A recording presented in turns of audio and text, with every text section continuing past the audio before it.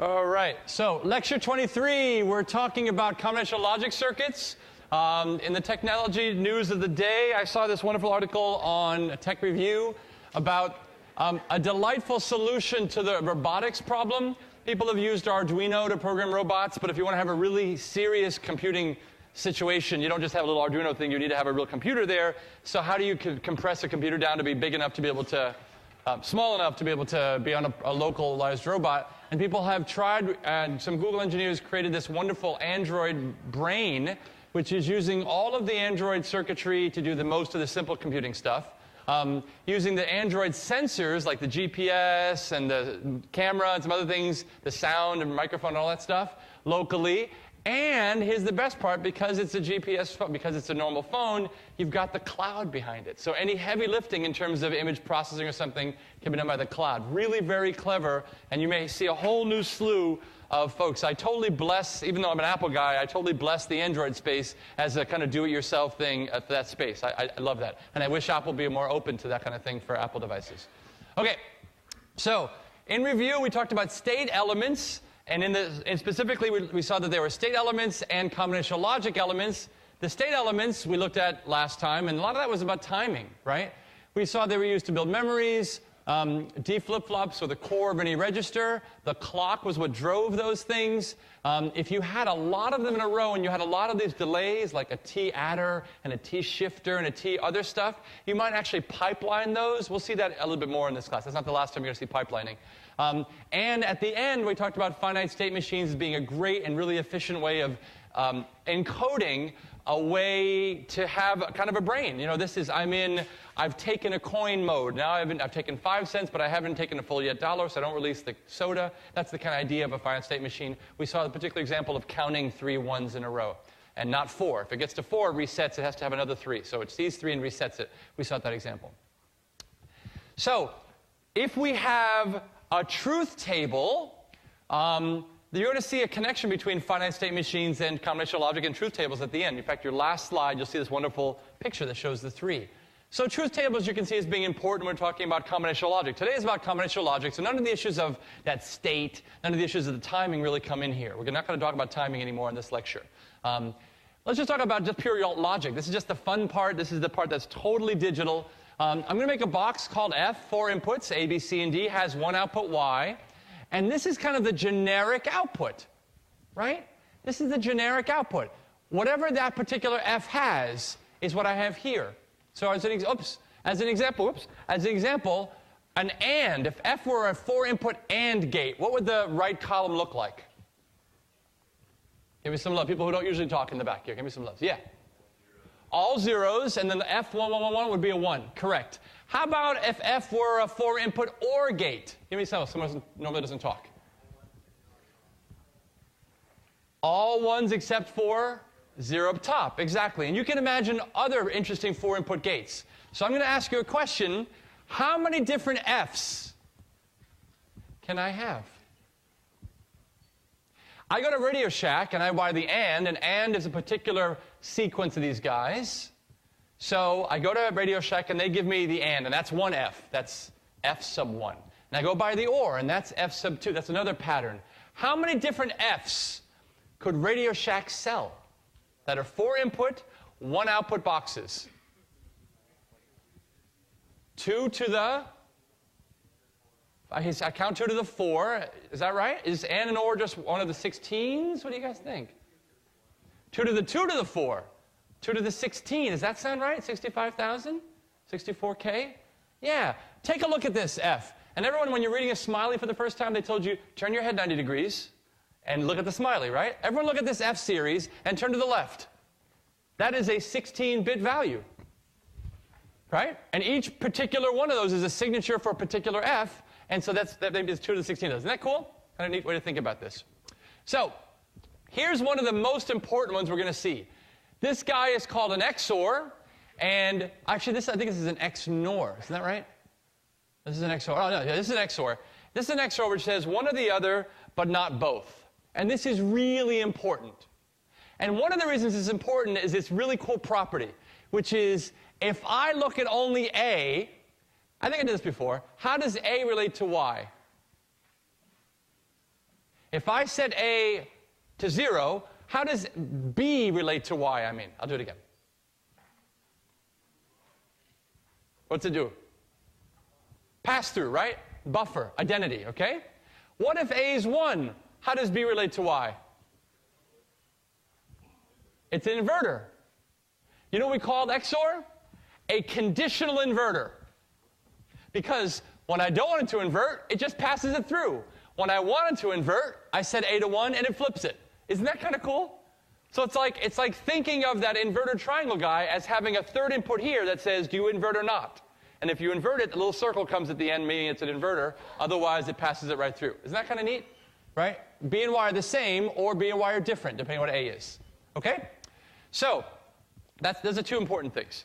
Now, we've got the case that we're going to see that we're going to need an adder.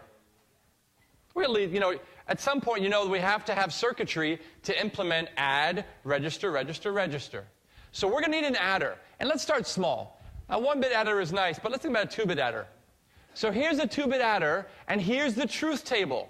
So you're saying, Dan, all I know how to do to build circuitry is to do it by a truth table means. Okay, here's a truth table. Guess what? This A to B is a 4-input box. And the lowest order output bit might be one of those Radio Shack boxes. And the second order guy might be another Radio Shack box. Notice they're all different, right? Look, these are 3 different rows. This column is different. C2 column is different from C1, which is different from C0. So you can imagine going to Radio Shack and buying 3 of those particular Fs that implement the C2, C0, and C1 column, and walking away done, and considering that a successful 2-bit adder, right? You can do that pretty easily. So one question you ask is how many rows, and that's pretty easy. If I have 4 input bits, then I have to be able to handle every possible condition of that, so therefore I have 16 rows in that truth table, right? Not too bad. 3 columns because I have 3 outputs, but the 16 rows is the important part of that. So now we're going to generalize this. Is MIPS all about 2-bit numbers? No. MIPS is about 32-bit numbers. Okay. So now, here's my 32-bit. Oh, by the way, you can verify this works, right? This is the sum of A and B. So when like A is 1 and B is 3, C is 4, right? You know, if A is 3 and B is 1, it's 4 here. 3, 3 is 6, right? So this all makes sense. If you look at that, you verify this was correct. So now, we're going to take our only tool we have, which is to look at the truth table model to start building these things and go back. And we're going to say to ourselves, okay, how many rows in this guy? Yeah. Oh, yeah, sure. Ask a question. Sure. Questions are great. Go. Another slide. Bing. Good thing I don't have too many animations, otherwise it'd be really annoying. Sorry? Or the one before. Okay. How about the front one? I keep going. No. I will. You can't stop me. I don't want to stop you, Jerry. You can't stop me, Kramer. You can't stop me. Start with this one? The solution to this was, I don't think I asked a question. This was just a particular generic F with 4 inputs, and that was this is the generic solution. I never have to show another slide about this.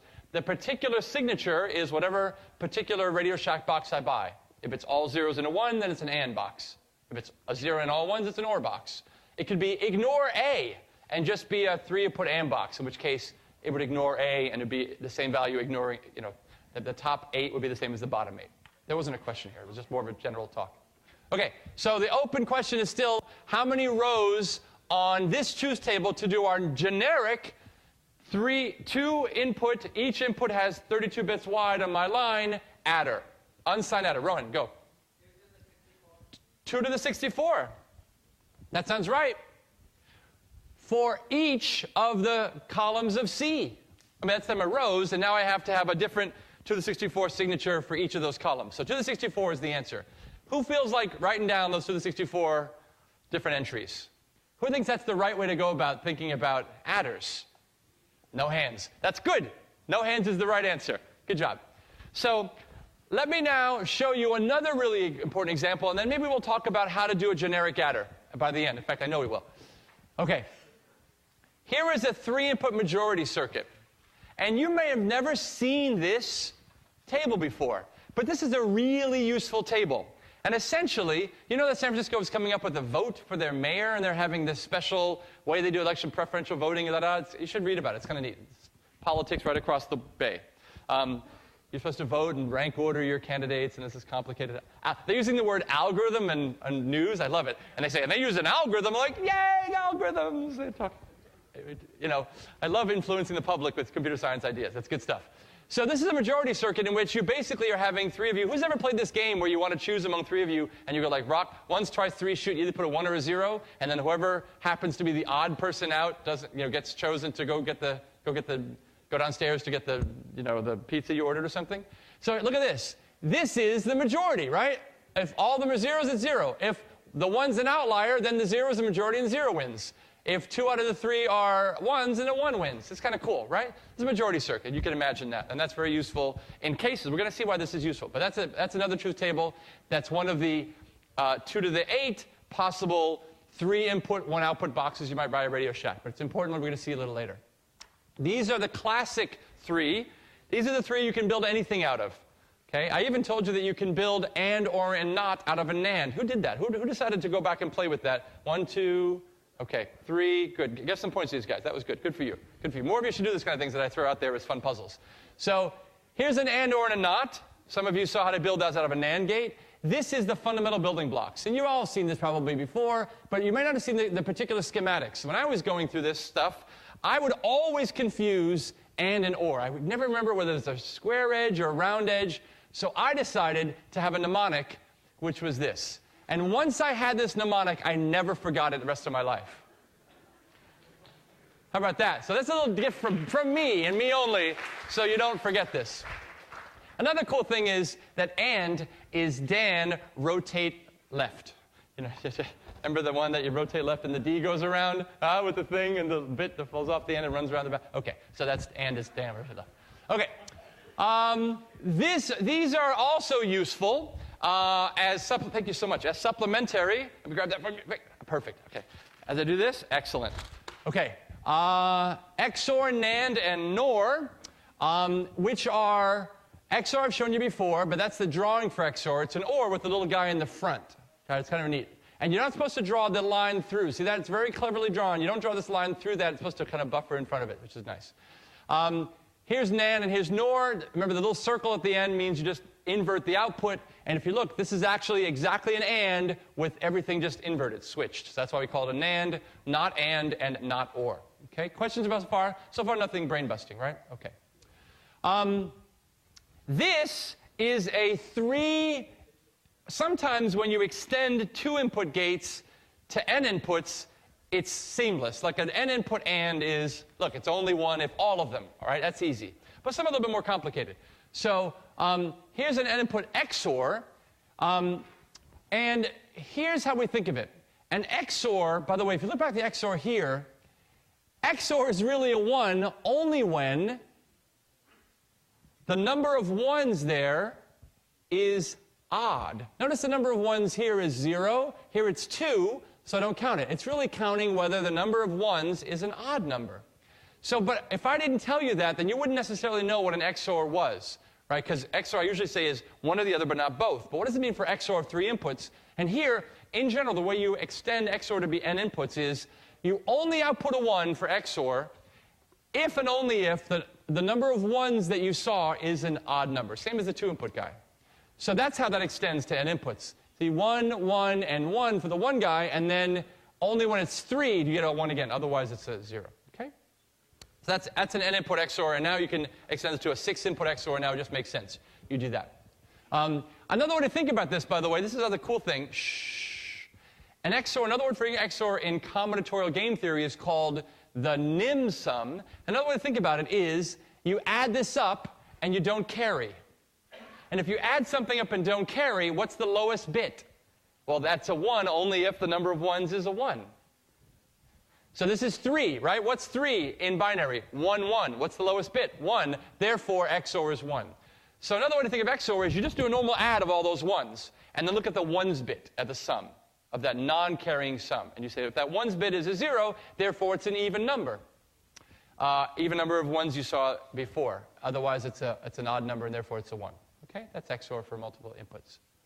So this is how you might implement a truth table. So here is the gates connection from the truth table. We're going to see in this class how you can go from the truth table to gates, and that's one of the things we're learning now. Here's the majority circuit. And let's verify that this actually works. Let's just walk this through. Let's see. Okay, it's a 1 if let's do the first one. B and C, then it's a 1. Okay, B and C, or A and C, and there's A and C, or A and B, and that's there. But there's also, what happened? Don't you need another one? Don't you need A and B and C? Don't you need that?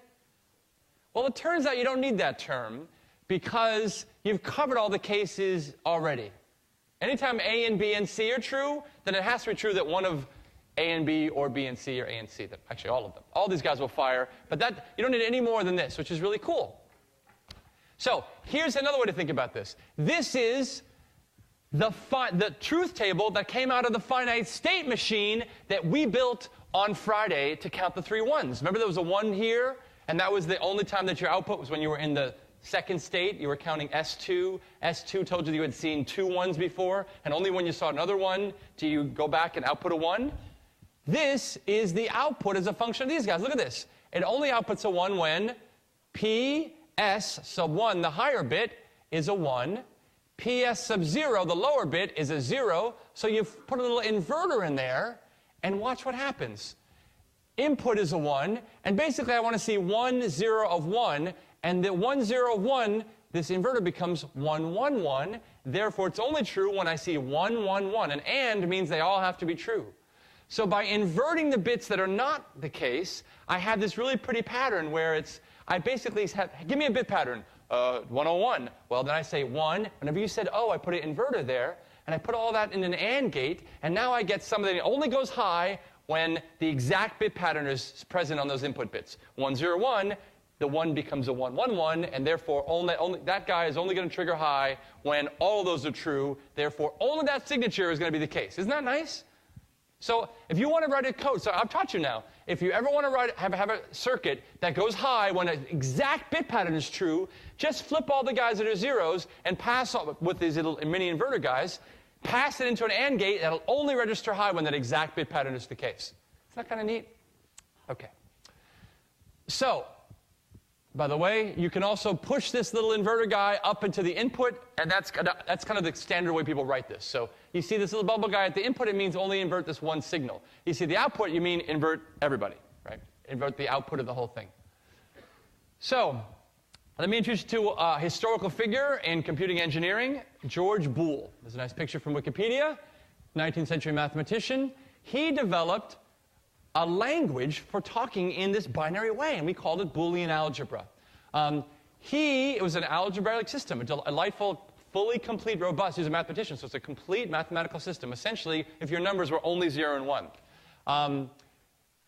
The primitive functions that he came up with back then, a long time ago, were AND or a NOT, which connected 1-to-1 with what we've used as our building blocks. So we've actually leveraged all of his work when we were first building computers. It's really very cool. How we talk about it now is we want to talk about this in algebraic terms. We're going to see a connection between these gates and expressions in which, in the future, in the following this slide and from now on, when you see a plus, you think into your mind OR. When you see times, you see AND. And when you see a variable with a bar on top, you think NOT. That's it. That's how you make the connection. So let's look at this guy. What is this guy in now an expression? Can you give it to me? A times B plus B times C plus A times C. There it is. And now we just compress them with the dots as you do in multiplication. And that is the way that you would send the information of this picture. Otherwise, you're taking a picture on your cell phone and you're selling it to your friend. Now you can text. Hey, see, I've told you how you can text circuitry now. Isn't that great? That's good stuff. You can tweet it. You can now tweet this. Go. Who wants to tweet this? Hey, I learned about this thing. Y equals AB. And you're basically tweeting this circuit, but good luck in trying to tweet a picture in 144 characters. Okay. Questions so far? Yes, good hand. Go. Is there an order of precedence? Very interesting. There isn't. We're going to assume that as addition is commutative, so is ORs, and as multiplication is commutative, so is our AND. So no worries about the order of that, okay? This is beautiful, which is nice, okay? That said, we're going to allow you to have parens. If there is some time when you have something times something plus something, that actually matters how you do it, and therefore we'll give you parens, just like you have in algebra. It really is kind of cool. So here is this truth table. I've got this code, I've got this, and this is how I'd write it. Now, one of the things you might notice is my variables have multiple characters here. And if you didn't have the explicit dots, it would be kind of weird. Like, do you mean the variable p and then the variable s sub 1, or do you mean the variable ps sub 1? Does that make sense? So whenever you have this kind of case, you almost always leave them with the dots between, so there's no confusion of, where's the variable p? I don't have it. Well, it's not the variable p, it's ps is the variable, right? So that's how you write it, okay? We'll leave it like that. Kind of cool. So now, this is where it gets interesting and fun. I have this original circuit. I can do the same manipulation I did in algebraic terms on my Boolean algebra. So I can take a circuit and simplifying it by moving to this Boolean algebra term and then going back. You're going to see this again when you, this wonderful idea that you can transform to another way to represent it. You do some manipulation and you transform back. Okay? You're going to try to say, ooh, I'm in Photoshop. I want to take this picture. I want to convolve it, which is like smear it with this filter. I don't know what the output is going to look like. What if you went to the frequency domain? You can then multiply them, which is very easy. Then you go back to the spatial domain, and there's your convolution. Like, what? I used a lot of words you didn't know, but there's this cool idea that you can go to one world, do some stuff that might be easier in that world, and then you come back to the original world. Isn't that awesome? So we're going to see that here. You'll see that a lot of times in EE. It's really powerful when you see it here in circuitry terms. So I have this circuit. I want to simplify it. I don't know how to actually rewire it by that, but I do know how to manipulate symbols. So, and I can even have a computer do that symbol manipulation for me. You know, the Mathematica does a lot of this kind of stuff for you. So let's start. Here's my original circuit. I write it like this. Y equals A times B or plus A, right? Or A. Or C. And you say, is that as simple as you can get it? Because why do we care about having things simple in the first place? Why aren't we done with this? Isn't this fine? Why would we want to simplify? Go. Each of those things is a transistor, or a couple of them. I want to reduce the amount of wasted transistors I have. It takes more power, it takes more size. The larger my die, the lower my yield in terms of printing a fab plant, so I make more money. So it's all about money, people, at the end of the day. Okay. So, A plus B or C, that sum, or plus A, that sum, or C. All right? So now, let's work slowly. This is, I can even, as I have a Mac, do this. Okay. So let's do this now. Here we go. This is hopefully going to help people on the webcast also, because you get much less resolution on that. Okay. So let's try it. What do we got? Well, this is all in addition. I can take the parens away, right? It's all in addition. You don't need that. That simplifies it. A plus B plus A plus C. Now, look at this. I can take the A out. I can kind of undistribute, using the distributive power, the A out of that expression, and I get B or 1. You're going to see that B or 1, okay, when are you true? You're true when all the time, which is the 1, or when B is the case. Well, you're still true with the 1, because the B is a special case of that. So B plus 1 is 1. A times 1 is A, just like math. Isn't it wonderful? A times 1 is A, and you get A plus C. Look what I did. Compare the difference. I feel so good. Look at this. Becomes one block. Isn't that cool? And that's really, really cool. So thank you, George Boole, for all the hard work. He did all the heavy lifting. I'm just riding on the shoulders of giants, and he's a giant, so it's awesome stuff. This is also, this purple block is also important to you know. The purple block says the following.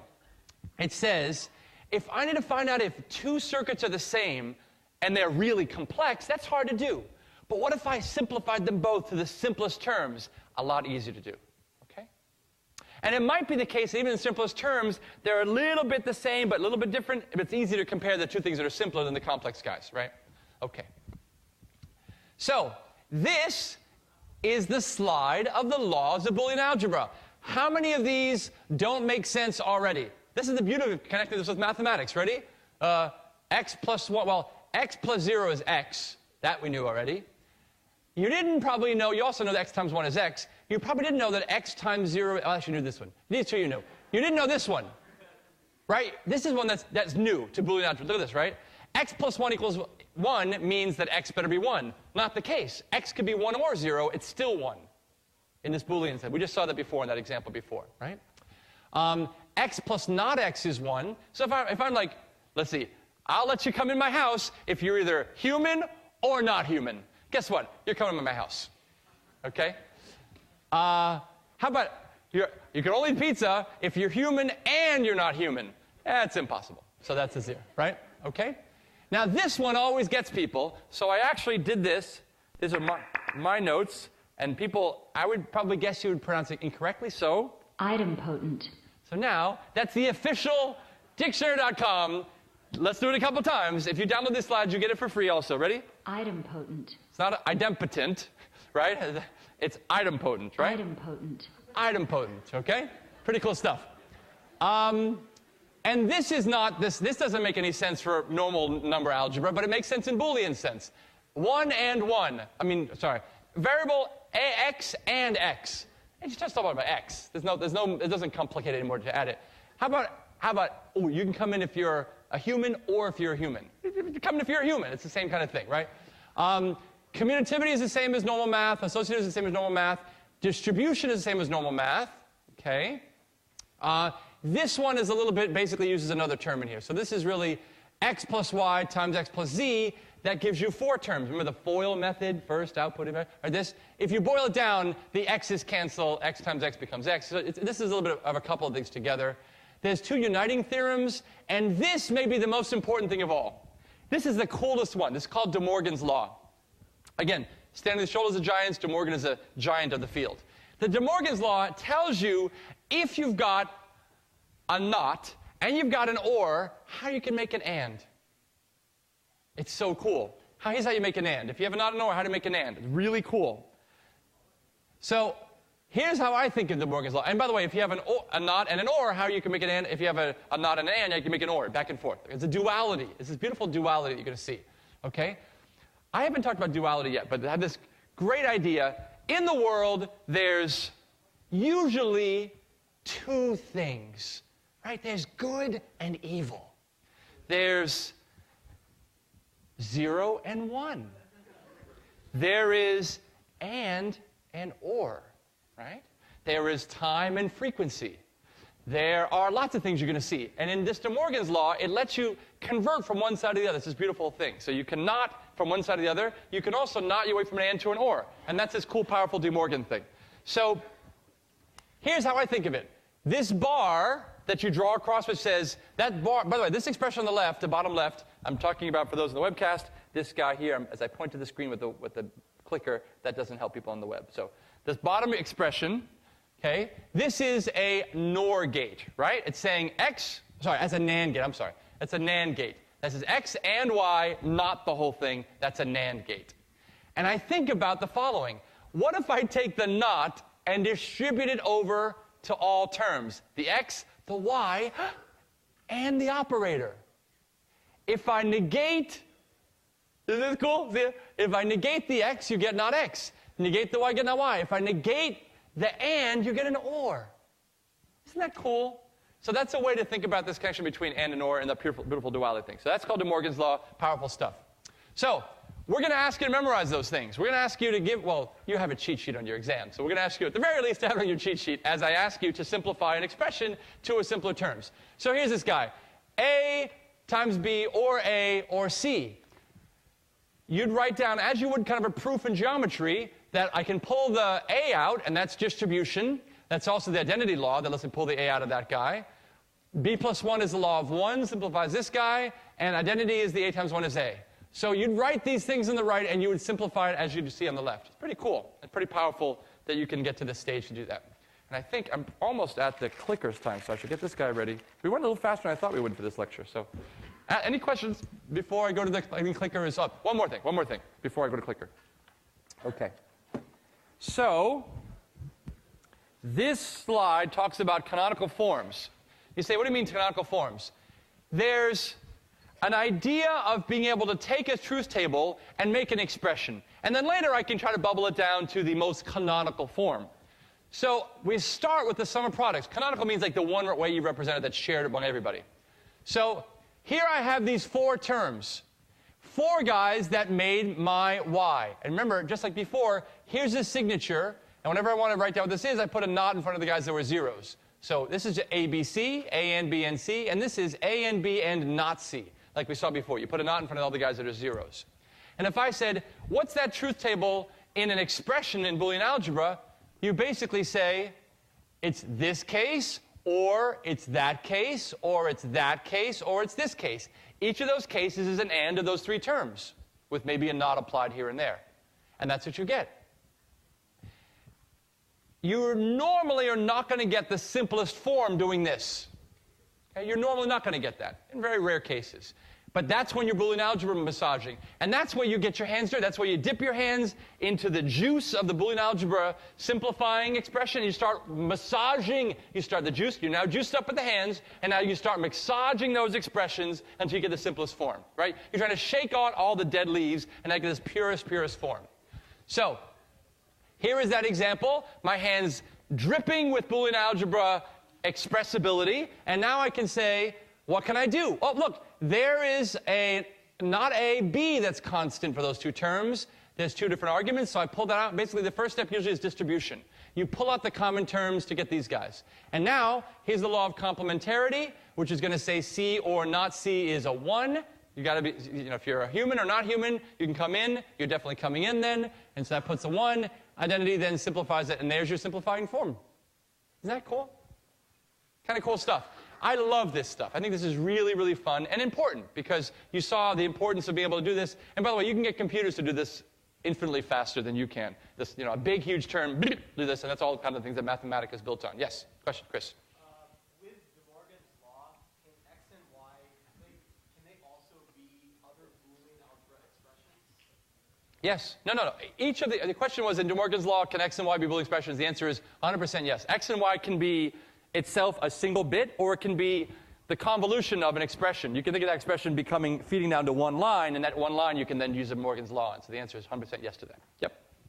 Okay. Questions on the canonical forms, part 2? I think we're down at the clicker time. Yes, in the back. Hey, go.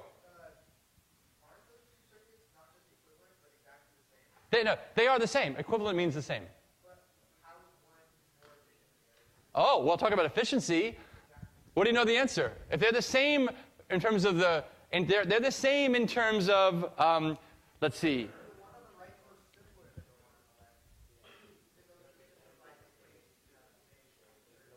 Oh.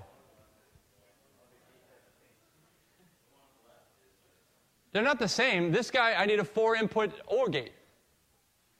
The top guy needs I need 4 3-input AND gates. Oh, these 2, the bottom guys.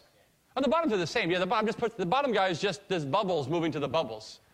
But the top guy to the bottom, if I decided to make this into a circuitry, I'd have 4 AND gates, I'd have scattered inverters, and I'd have a 4-input OR. That's certainly much simpler. The bottom 2 are 100% the same. It's just ways that we draw them. I'm talking about the top to the bottom. But I didn't show you the picture for the top. Okay. All right. So this is one that you may need more time than normal to answer. So the first one is this equivalent? Here's this expression. Is it the same as B? So go write this up. Next one. N input gates can be thought of as cascaded 2-input gates. Okay, i.e., A, operation BC, operation D, operation E could be thought of and distributed like that as the 2-input gates, okay? Where the operator is either AND or XOR or NAND. The last question is, you can use NORs with clever wiring to simulate AND or a NOT. I told you can do it with NAND, but I didn't tell you can do it with a NOR. So the question is, can you or can you not do it with NOR, okay? And let me just think about one. You certainly need some time to think about one as you work on it. And I'm going to get this thing launched here with my clicker guy. This is my new base. Thank you for getting that for me. Okay. Great ideas, new architecture, yes. Start session, yes. And start, and... did I show slides? Is that the answer? I might have showed the answer. Okay.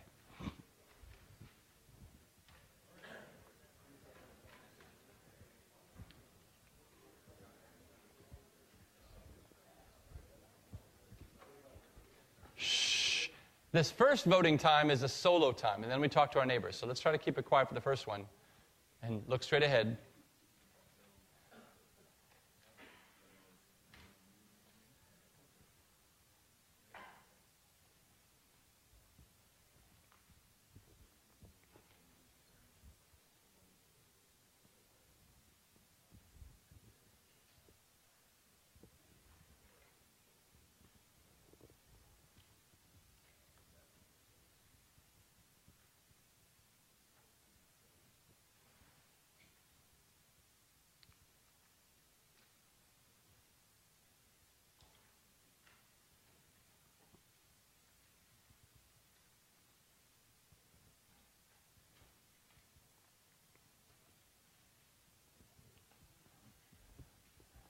Can I have a TA volunteer to count people? How many people we have here?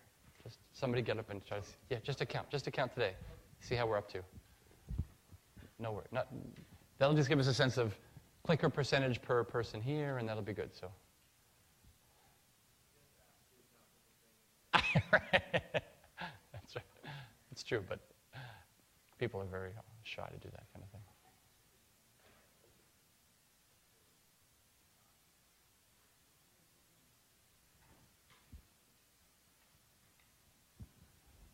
You guys all, who needs more time? 1, 2, okay, give you a couple more minutes. I'll make sure everybody gets it right. And then you'll talk to your neighbors, but stay quiet if you could until everybody's voted in. By the way, if you raised your hand for the person who spoke earlier with the handouts are right in the front. So make sure to pick those up. Don't forget that when you leave.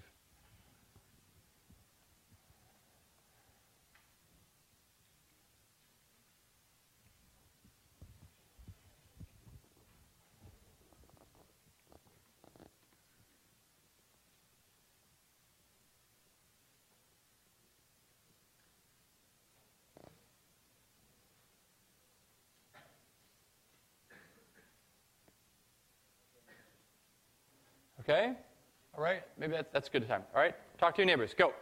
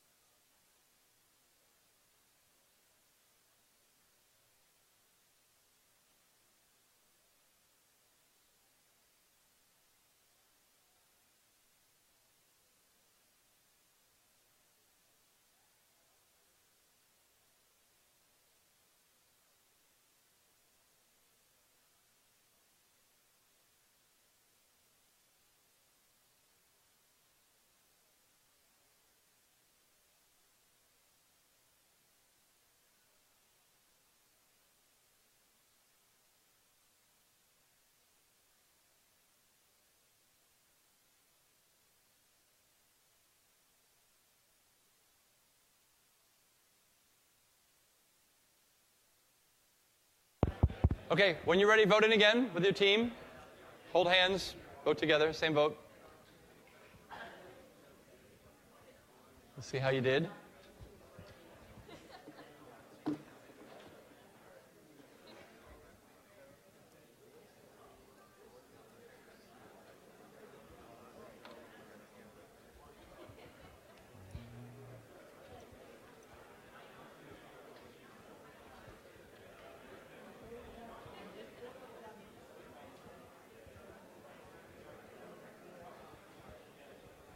As a meta point, I hope you found these clicker questions overall useful to kind of keep the class engaging.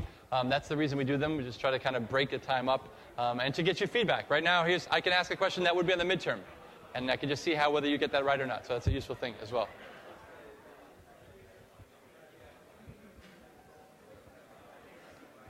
Okay, we're almost at the number we had before. So there's that one, and let's see what it looks like, how it differs from before. Okay, bink, 3, 2, 1, bink. So a heavy CD, and before that, it's also, sorry, heavy DE before that. So let's take a look at the answers here. So the first one, if you work out A or B, and not A or B, well, you do the FOIL method, and you break it up into this, and A and not A is 0, and B can pull out of here, which is A or not A, and there's a B, which is B and B is B. A or not A is true, so that's 1. B and 1 is B. B or B is B. So I get true. Yay. That's the first one. The second one is on the next slide. The third one is, can you do this to make a NOR and De Morgan's law is the guy that really gives it to you. If it weren't for De Morgan's law, then you wouldn't necessarily have that connection, but because of De Morgan's law, you do. It's kind of cool. So here is the confirmation of this is the correct 3-input, guys. It's false. So the answer actually is, I think it was D. This is what the correct 3-input guy is, and this blue guy is what you get if you take and cascade. So blue is the cascading guy. So AND matches up. If you cascade 2-input ANDs, you get it same as a 3-input AND. So does OR. XOR, oh look, also matches up. But NAND kills you.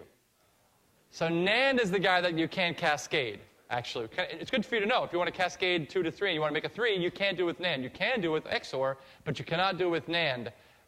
It makes sense for XOR because XOR is like an addition, so you can always cascade an addition in terms of adding pieces of it.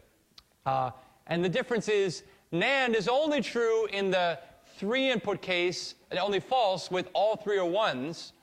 But the problem is if you NAND like a 1 and a 1, you get a 0. And then that 0 and another 0 gives you a 0. I think that's right. Oh, 0 and 0 gives a 1. Wait, that's interesting. What did I do wrong? 1 and 1 is a 0. And 0 and a 0. NAND, oh, 0 NAND 0 is 1. Doesn't that match up? What am I doing wrong?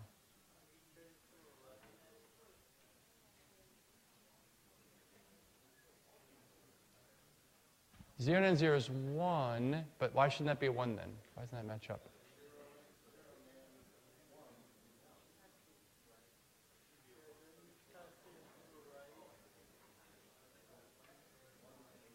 I might have done this wrong. I thought I tested this and everything. Let's try it. 1, 0. Well, let's try the 1, 0. 1 NAND 0 is a 1, and then that is a 0, but it should be a 1. At least this case is wrong. I might not have this blue guy right, but at least this case is wrong, right? 1 NAND 0 is here. 1 NAND 0 is a 1, and then 1 NAND 1 is 0, but it should be a 1. Sorry? No, the black and the red are what it should be correct for a 3-input guy, right? And this, it ends up that 1, 0 cascaded to 1 is a 0. So that line is exactly wrong. Not all of them are right. Yeah.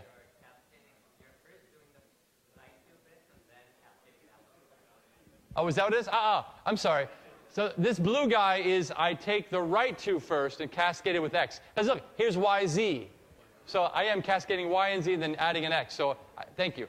So I'm right. Then the point is that right? So the right 2 bits. So let's do this way. 1, 0. Yeah, because all these 3 are all 1s, and 1 NAND 1 is 0. So that's exactly right. Yeah, thank you. It's the right 2. It's still correct. I just was cascading wrong. Thank you. Okay, before I jump out, you still have 5 minutes, actually. I'm early. I want to show you this. Go to slide, my hidden slide I didn't show. Yay. So the next project is going to have a performance component, and we are going to celebrate the winners. So the next project is about making the fastest piece of code ever. And so I also want to do a check. I did this at the end of project 1. This is where you get, and I will now display for the world how many hours you put in. And this is good feedback for us, right? This is good feedback for us. By the way, the number you should say is, well, let's think about it.